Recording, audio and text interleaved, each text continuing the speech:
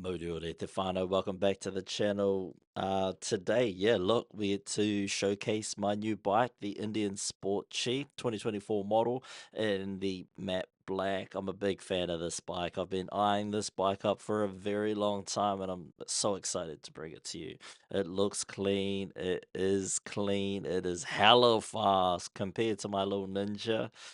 These are the Carry Heart, the ODI grips. I've changed those off of the stock grips. I didn't like the stock grip, so I changed it out for those ODI grips. So, yeah, we'll have a future video talking about any future mods that I want to do. Other than those grips, everything else is stock on this bike.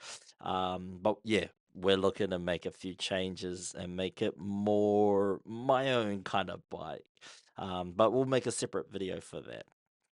I just kind of want to talk about, the difference between this bike and my Ninja sort of thing. So, as you all know, I got my full license a little while ago. So then I was like, nah, let's pull the trigger. Let's get this bike. I've been looking at it for a long time now. And, to finally own it, I'm so stoked. It is a 116 Thunderstroke engine. It has the digital display where you can throw it into touring, normal, sport mode. Currently, this is me just riding it in normal mode. I didn't put in sport mode on this ride. Um, I love the bike. The ergonomics are great. Changing the seat. I've already ordered in a settlement seat, after about an hour or so riding this bike. Yeah, it's up in your tailbone. Let's just say it's up in your tailbone. So I'm definitely looking to get a new seat soon. Yeah, but coming from like Ninja 400 onto this, it's yeah, the whole setup obviously is different with the Ninja being a sport bike and the Indian Sport Chief being a cruiser. Yeah, just the ergonomics are different and the power really kicks in. I want to apologize right now. You can see the microphone just flapping around there, distorting the image. I apologize for that as yeah, I tried to set the mic up, but the mic wasn't actually working, so we're doing all the voiceover and post production. But yeah, it's all good. It's all good. It is what it is. Um, but yeah, different camera setup on this Indian. Still working on the best camera setup for this so that we can bring out new content for you guys. I'm just excited. Like I love riding this bike. I still love riding the Ninja. The Ninja is kind of going to be my commuting bike to get to and from work, simply because it's economical, man. That thing is cheap on gas. This bike I got from I think I put some gas in Harwita. So I got from Harwita to Wanganui and then back to Stratford before I needed to put more gas in. And that got me home. But, I was mucking around with throttle, the different settings, and we weren't riding it. What's the word? Conservatively. We were very aggressive on the throttle on that trip. So be sure to check that video out. It's coming up shortly. In a couple of weeks, I'm riding up to Tamaki Makoto. There is a bike show in Green Lane. So if you're heading along to that, be sure to check me out. I'll be there as well. Um, but yeah, back to this bike. It is a very fun bike to ride. I've ridden a couple of cruises before. I haven't filmed them, but I've ridden a couple of them. This feels a lot more athletic than those bikes did because those ones have felt a bit heavy through the corner, and you kind of really got to swing your way out. This one, no, you can really just hammer down in through the corners and hey, coming from a sport bike, that was one key thing that I needed in terms of requirements for a bike. Do forgive me though, this ride, I think I'd only had the bike for maybe a week, and at this moment I was messing around with my helmet. I forgot to strap my helmet in before we left Inglewood. Currently riding out the back of Tarata here. You'll see it'll come up real soon. But yeah, nah, I love this bike. And you know, when you love a bike, when you're riding it through a storm, when you just brought it from the dealership, and that storm hits, you can barely see anything in front of you, just brake lights, you're drenched right the way through. I didn't have any rain gear on me. I just had, the bike, and that was us. So I'm just following tail lights all the way out. I'm drenched through, but man, you couldn't wipe the smile off of my face. I was having so much fun. I knew like this was me. I'm gonna buff it all the way back to Taranaki from the North Shore, and I didn't film any footage from that moment because I was just trying to get the bike home. I was actually a little bit anxious when I picked up this bike because going from a Ninja to a Cruiser, and I'm like I haven't actually like ridden many things like this before. I'm hella nervous. Um, what am I doing? So I hopped on the bike, got it out of the dealership, and I just, it felt comfortable. It felt right. Just every part of this bike just felt perfect to me when I was riding it home through King Country, um, through Waikato, then all the way home. I just had so much fun on this bike, and I can only make it better. As I personalize it more and more, people are like, "Oh man, what are you gonna do to this bike in the future?" Heaps, heaps. I really want to make this bike my own.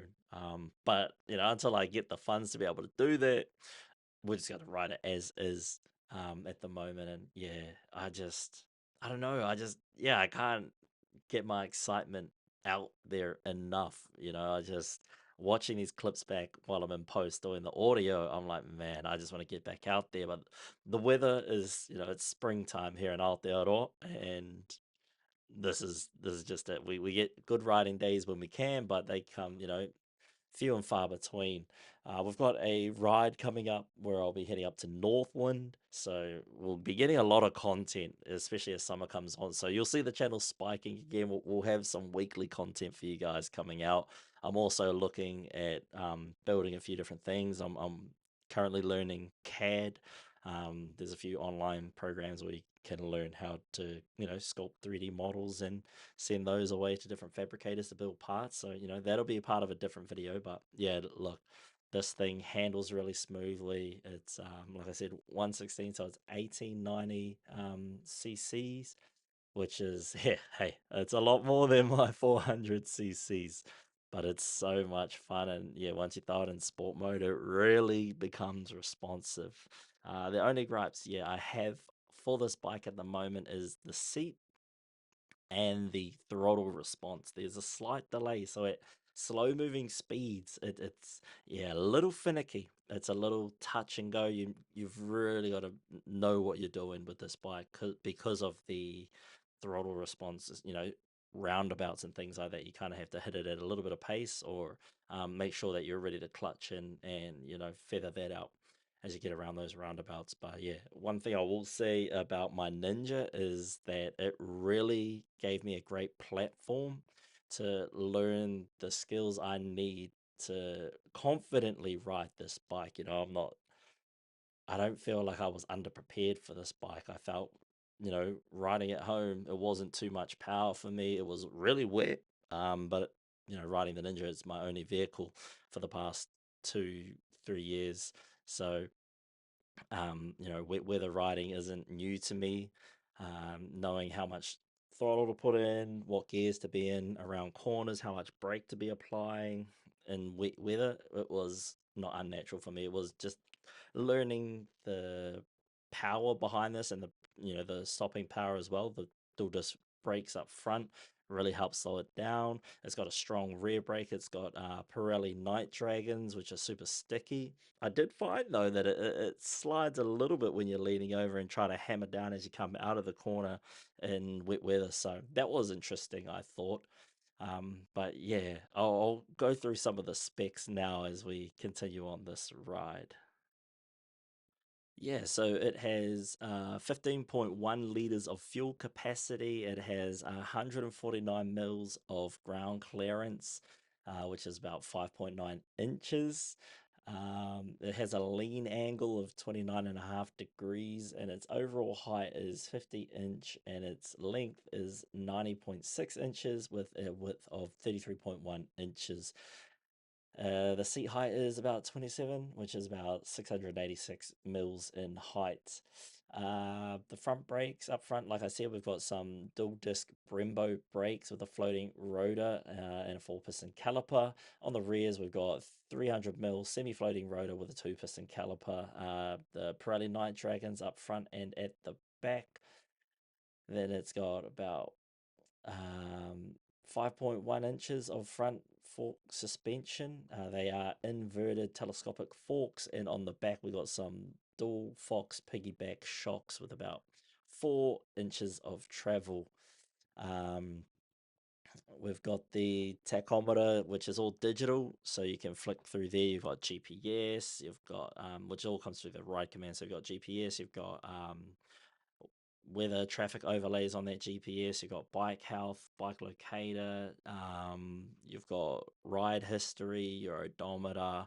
You can connect your Bluetooth, so you can change the music from there with your headset. Even if you don't have, like a Cardo or a Senna, I've got just a $30 one from Timu, and it's just there to play music. But I can still control the songs and things from my hand controls on the bike, which is super handy. Um, and we've got LED lights up front.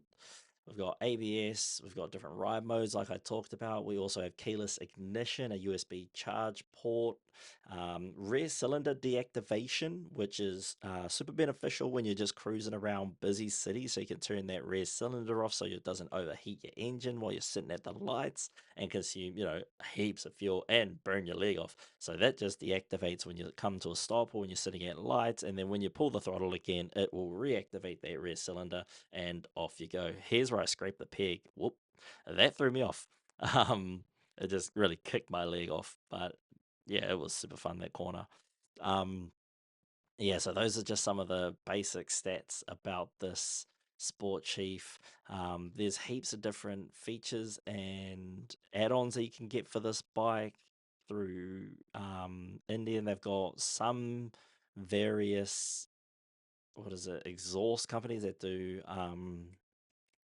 aftermarket parts as well as different air filters, but you do need it tuned, and it's kind of hard to find like Lloyd's garage tune. That's what everyone recommends online. I did see recently that they have them at Royal Cars in Hamilton. So when I get a new air filter and exhaust in the future, that's something that I will look at doing. A lot of people on YouTube complained about, the risers not being tall enough, that the 6.5-inch risers at the front aren't quite enough reach. They want to be more pulled back. I'm thinking, man, I want to be more pushed forward. So I need a little bit different setup. So I want a seat that kind of pushes me into it a little bit more. So I'm a bit over the top of it. But I can see the what is the word I'm looking for? The lure of that. And I guess maybe until I try it, it's something that I can't knock. But if I do get, that kind of taller riser, I'll probably go for a more pullback riser with some moto bars that are a little bit wider. And I've seen a few online, so that's something that we'll include in that other video, maybe. But yeah, I really love this bike, and I'm excited to get back out on the bike again this weekend. The weather is supposed to be all clear. I hope it is. I hope it is because I'm ready to get back out there. But yeah, there's not too many um, aftermarket parts available for this bike, which is why I've been looking into CAD and how to design in that space so that we can kind of create different parts for it. Because on the rear fender, the saddlebag mounts are set up a little bit differently, and obviously with the piggyback shocks, that gets in the way of most of the saddlebags. So you kind of have to figure out a way to push that back in a sense, so that way it doesn't obstruct that. And then you kind of got to fit it within the rear brake and indicator lights. So a few things that you gotta be mindful of. But yeah, it's exciting because on a sport bike you don't have too many mods that you can change up how it looks and really customize it to you without a paint job and things like that, because obviously sport bikes, they're already very athletic. So this bike, yeah, there's so many things I want to do. Eventually, hopefully, there is an oil cooled option to add in an oil cooler for this, because currently it's just all air cooled and we haven't hit summer yet. So I'm interesting to see how this performs in summertime when you have to go bumper to bumper trying to get through some traffic while you're out and about. But yeah, this bike has been so much fun. I see, yeah, a lot of criticism about this bike online. Is it just because of brand loyalty? Other people have a specific brand that they like, so they don't really want to go for this. So the reason why I went for this bike is because it comes with a lot of tech. It comes with dual disc brakes up front.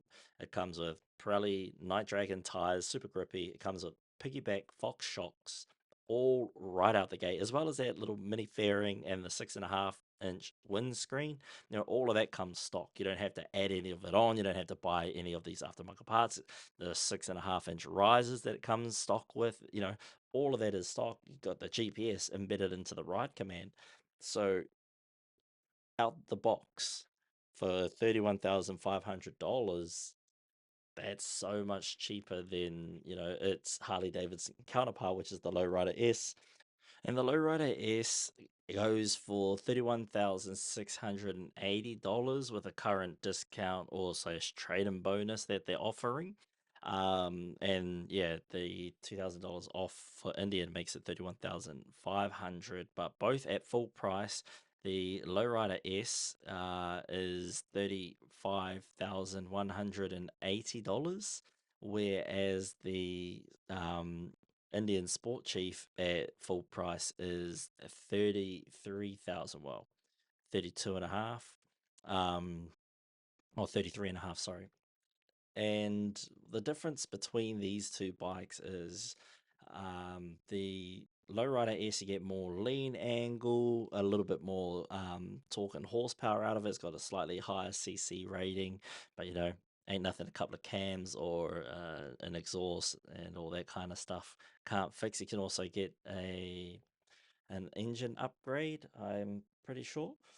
Um, so those are all inclusive there, and also if there are more aftermarket parts available for the Harley Davidson Lowrider S, that unfortunately the Indian market just doesn't have yet. But with, I think, a growing interest in the Indian lineup, I think it will only be a matter of time before we start seeing, yeah, some more bikes um, in the Indian range have aftermarket parts readily available for it, which is super exciting. So I'm looking forward to that.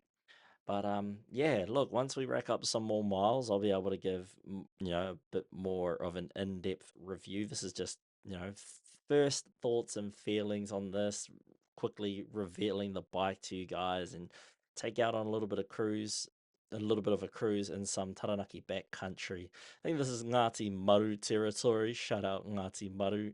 It's one of my iwi through my mum's side. Um, yeah, beautiful country.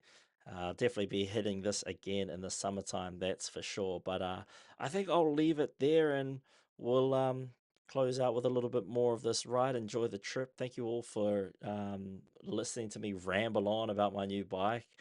I'm so glad to have this channel to be able to just, record these trips and hang out with you guys. There's a bunch more content coming, I do promise. I've already got two more videos that I'm currently editing as this one drops. So those will drop, and then obviously I'll be recording again on Saturday if I manage to get out, if the weather's nice. And then yeah, next week I'll be heading up to Tamaki Makoto to check out a custom bike that was built by my uncle.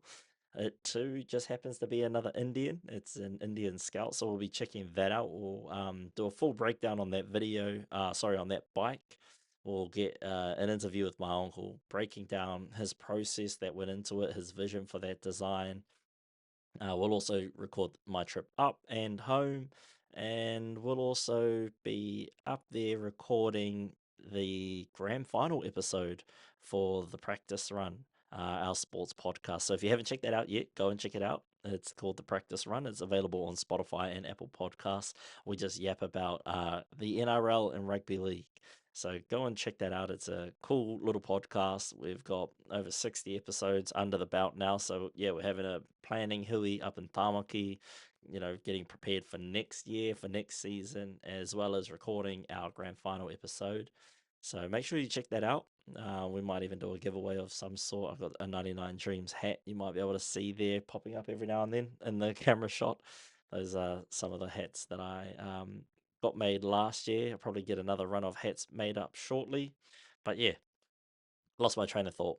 ADHD kicking in. But yeah, thank you all so much for tuning in. Appreciate your guys' support on the channel.